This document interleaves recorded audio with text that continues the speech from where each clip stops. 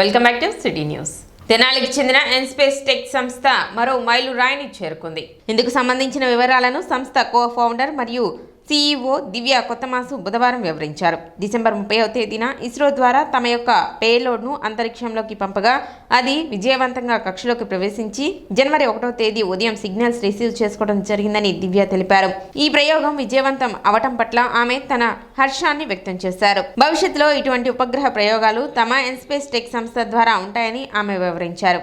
30th December 2024న మా payload PSLV C60లో పెట్టి ఇస్రోలో launch చేసాము. ఇస్రో శ్రీహరికోట ద్వారా మాది లాంచ్ అయింది. సో లాంచ్ అనేది సక్సెస్ఫుల్గా 30th జరిగింది. సో ఆ లాంచ్ అయిన తర్వాత నిన్న January 1st 2025న 9:20 PM సక్సెస్ఫుల్గా మా పేలోడ్ నుండి డేటా అనేది రిసీవ్ చేసుకోవడం జరిగింది.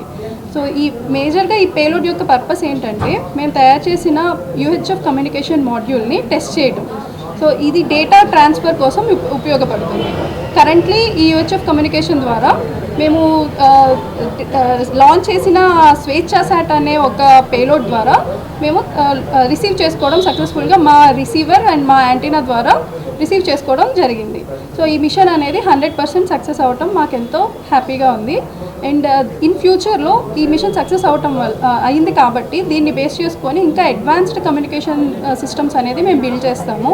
దానివల్ల యూజ్ ఏంటంటే హయ్యర్ డేటా రేట్స్తో ఇంకా better speed and faster communication అనేది మేము అచీవ్ చేయగలము. ఆల్మోస్ట్ 1 year పాటు మా ఇంజనీర్స్ అందరూ వర్క్ చేయడం జరిగింది ఈ మిషన్ మీద.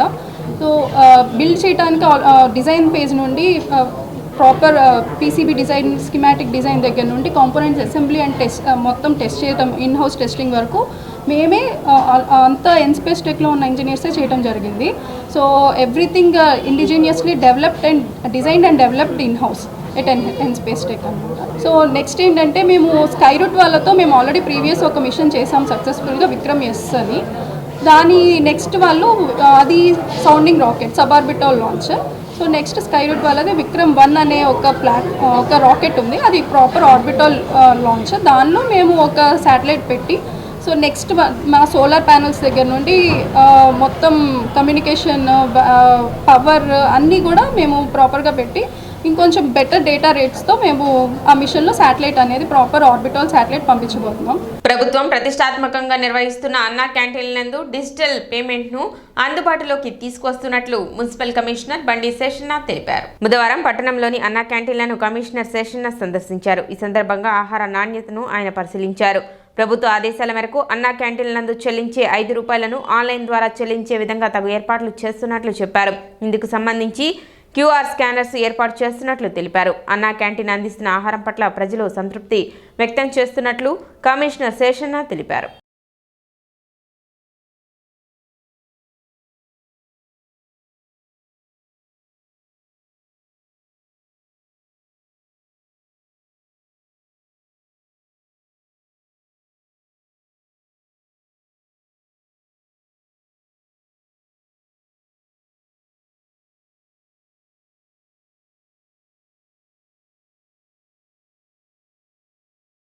కానీ పూరి కానీ ఇట్లయితే మూడు పూరీలు అయితే మూడు తప్పిస్తున్నారా?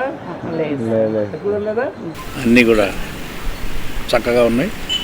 అక్షయ పాత్రలో మంచిగా వేడివేడిగా భోజనాలు పంపిస్తున్నారు. పబ్లిక్ సాటిస్ఫాక్షన్ కూడా బాగా ఉంది. ఇక్కడ ఏర్పాట్లన్నీ కూడా సేఫ్ అయితే ఉన్నాయి, అవన్నీ చక్కగా ఉన్నాయి. ఆన్లైన్ సిస్టమ్ కూడా ఉంది. నిన్న సాయంకాలం ప్రభుత్వం నుంచి ఒక ఆదేశం వచ్చింది. అదేవిధంగా అంటే ఈ యొక్క ₹5 ఏదైతే ఉందో దాన్ని ఫిజికల్గా కాకుండా ఆన్లైన్లో డిజిటల్ పేమెంట్ల ద్వారా చేయించండి అనేసి ఆదేశాలు వచ్చాయి. దానికి అనుగుణంగానే ఈరోజు మేము 3 క్యాంటీన్లో QR కోడ్స్ తోటి ఏర్పాటు చేస్తున్నాం. సో అందువల్ల ఈ యొక్క సౌకర్యాన్ని కూడా వివరణ కూడా అంటే సమయానికి జబ్బులో ₹5 చేంజ్ లేకపోతే కనుక QR కోడ్ ద్వారా మీరు ఆన్లైన్ ద్వారానే ₹5 క్లియర్ చేసి you can take breakfast or tiffin. So అది ఇవాళ రిపోర్ట్లో పెడతాం. దీన్ని అబ్జర్వ్ చేయాల్సి ప్రజలు కోరుతున్నాం. అన్న క్యాంటీన్లు 3 ఏవైతే ఉన్నాయో ఇక్కడ చాలా బాగా ఉన్నాయి. శుభ్రత విషయంలో అయితేనే, క్వాలిటీ విషయంలో అయితేనే ప్రజలు కూడా దీన్ని చక్కగా వాడుకుంటున్నారు. సాయిబాబాకు అత్యంత ప్రీతిపాత్రమైనది అన్నదానమేనని సాయి లక్కరాజు అన్నారు. చింగావూరు డొంకలోని ఆంజనేయ స్వామి దేవాలయంలో ఆ ప్రాంత కాలనీలో గల పేదలకు శ్రీ సాయి ప్రసాదం సేవా సమితి ఆధ్వర్యంలో గురువారం మధ్యాహ్నం గుంటూరు నివాసి మహమ్మద్ యూనస్ సౌజన్యంతో జరిగిన అన్నదాన కార్యక్రమాన్ని సేవా సమితి అధ్యక్షులు సాయి లక్కరాజు ప్రారంభించి ప్రసంగించారు. విశ్రాంత బ్యాంక్ అధికారి దైవాల సుబ్రహ్మణ్యం ప్రసంగిస్తూ ప్రతి గురువారం పట్టణంలోని వివిధ కాలనీలలో ఈ అన్నప్రసాద కార్యక్రమాన్ని క్రమం తప్పక నిర్వహిస్తున్నామని, ఎవరైనా కోరితే వారు నివసించే కాలనీలో ఈ కార్యక్రమాన్ని నిర్వహిస్తామని తెలిపారు. మారుతి ఆలయం ప్రాంగణంలో 101 మంది పేదలకు అన్నప్రసాద వితరణ చేశారు. సమితి సభ్యులు సురేష్, విమలకుమార్, ఆలయ నిర్వాహకులు దేశయ్య తదితరులు పాల్గొన్నారు. శ్రీ సాయి ప్రసాద్ సేవా సమితి అను సంస్థను 5 ఏళ్ల క్రితం స్థాపించి ప్రతి నెల మొదటి గురువారం క్రమం తప్పకుండా వివిధ కాలనీ అన్నప్రసాద వితరణ చేస్తున్నాము. ఈరోజు జనవరి నెల మొదటి గురువారం నాడు చిన్నరావురు డొంకలోని మారుతి ఆలయంలో 101 మంది పేదలకు అన్నప్రసాద వితరణ జరుగుతుంది. ఏ కాలనీలో అయినా వాళ్ళ కాలనీలో ఇంతమంది కావాలి అని మాకు కనుక ముందుగా తెలియజేస్తే తప్పనిసరిగా ఆ కాలనీలో ఎంతమందికైనా మేము అన్నప్రసాద వితరణ చేయగలం. అన్ని దానాల్లో గొప్పది అన్నదానం. అన్నదానం చేస్తున్న సాయి ప్రసాద సేవా సమితి వారిని అభినందించాల్సిందే. ప్రతి నెల చేయడం అనేది మామూలుగా ఎప్పుడో వస్తారు, అకేషన్గా చేస్తుంటారు, ఏదో బర్త్డే కన్నా దేనికో చేస్తుంటారు. అలా కాకుండా ప్రతి నెల మొదటి గురువారం చేయాలని సంకల్పంతో, అది పేదలకు ఇవ్వాలని, పేదలకు అన్నదానం చేయాలన్న సంకల్పంతో చేయడం నిజంగా ఉదాహరణ. ఈ విషయంలో లక్కరాజు సాయి గారిని ప్రత్యేక అభినందిస్తున్నాను.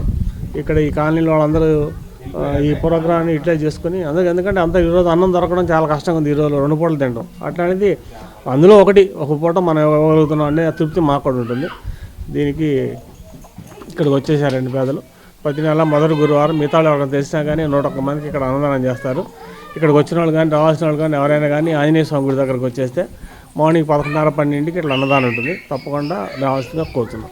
పట్టణంలో జరుగుతున్న ధనుర్మాస మహోత్సవాలు వైభవంగా కొనసాగుతున్నాయి. శ్రీ శరణాగతి గోష్ఠి ట్రస్ట్ ఆధ్వర్యంలో నరేంద్ర రామానుజదాస స్వామి ప్రత్యక్ష పర్యవేక్షణలో జరుగుతున్న ఈ వేడుకలలో భాగంగా వెన్నతాళి ఉత్సవం విశేషంగా నిర్వహించారు. గోదాదేవి పాసురాన్ని ప్రవచించారు. భక్తులు కవ్వంతో పెరుగును చిలికి వెన్నను గోదాదేవికి సమర్పించారు. కార్యక్రమంలో భక్తులు అధిక సంఖ్యలో పాల్గొన్నారు.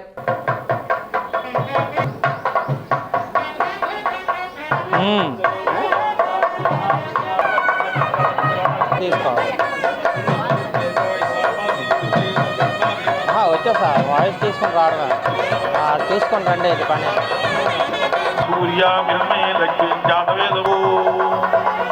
అందరు నిల్చోరా.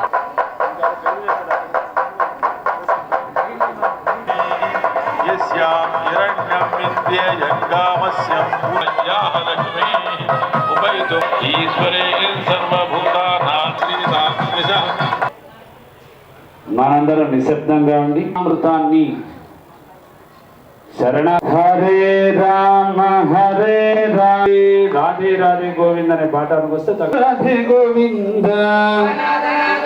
మన ధనుర్మాస వ్రత మహోత్సవంలో మన తెనాల్లో శరణాగతి గోష్ఠి యొక్క ఆధ్వర్యంలో అత్యంత వైభవపేతంగా జరుగుతున్నాయి. ఇవాళ రోజున గోదాదేవి భూదేవిని లేపినటువంటి రోజు, అంటే నప్పిన్న పిరాటిని నిద్ర లేపినటువంటి రోజు. రామానుజుల వారికి గోదాదేవికి అనుగ్రహాన్ని ఇచ్చినటువంటి రోజు ఇవాళ రోజు. ఇది చాలా సంపదలకి మూలమైనటువంటి రోజు. లక్ష్మీదేవికి అనుగ్రహం, ఇవాళ గోదాదేవిని సేవిస్తే లక్ష్మీదేవికి అనుగ్రహం లభించినట్లే ఇవాళ వాసన. అలాంటి సందర్భంగా సంపదలు అంటే మన గోవు నుండి వచ్చేటువంటి సంపదలు. పాలు, పెరుగు, మీగడ, వెన్న, నెయ్యి ఇవి సంపదలుగా మన పూర్వం మన పెద్దలు చెప్పుకునేవారు.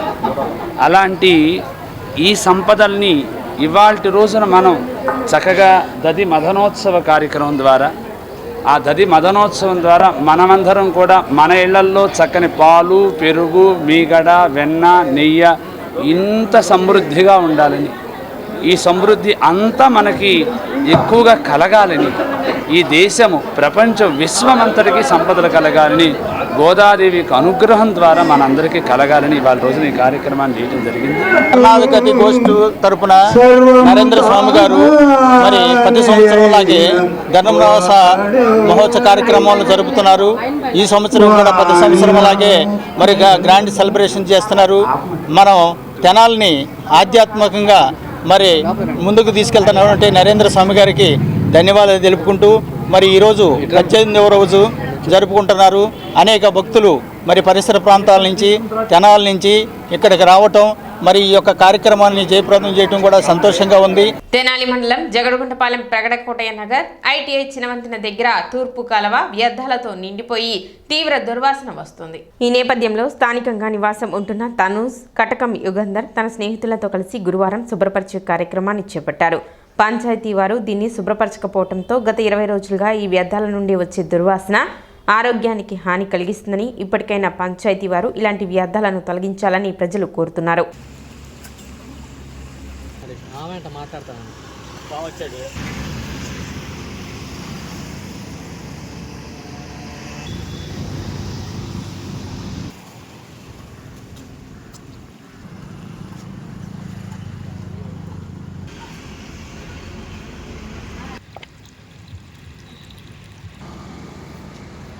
బుధవారం కొలకలూరు గ్రామం వద్ద జరిగిన రైలు ప్రమాదంలో వ్యక్తి మృతి చెందాడు. మృతుడు కొలకలూరు గ్రామానికి చెందిన మోదుకూరు విజయ్ కుమార్ గా గుర్తించారు. మృతుడు పెయింటర్ గా వర్క్ చేస్తుంటాడని, విజయ్ కుమార్ ఎక్కువగా మద్యం సేవిస్తుంటాడని, మద్యం మత్తులో ఏమైనా ప్రమాదం బారిన పడి ఉంటాడేమో అని భావిస్తున్నారు.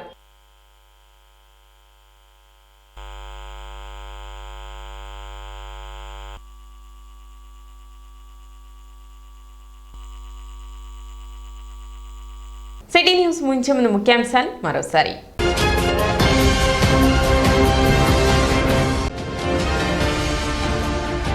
పాఠశాల యాజమాన్య కమిటీ విధులు తెలియపరుస్తూ ఎస్ఎంసీ సభ్యుల ఒక్కరోజు శిక్షణ కార్యక్రమం.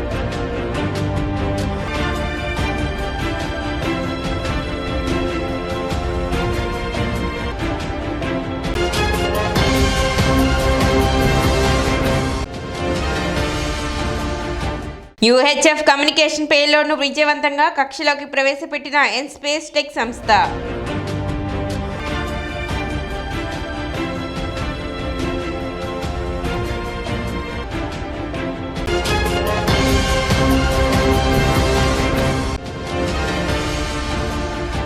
నీటిపారుదల వ్యవస్థలో సమగ్ర అభివృద్ధికి నీటి సంఘాలు కృషి చేస్తాయి. Project committee chairman Muralidhar Rao.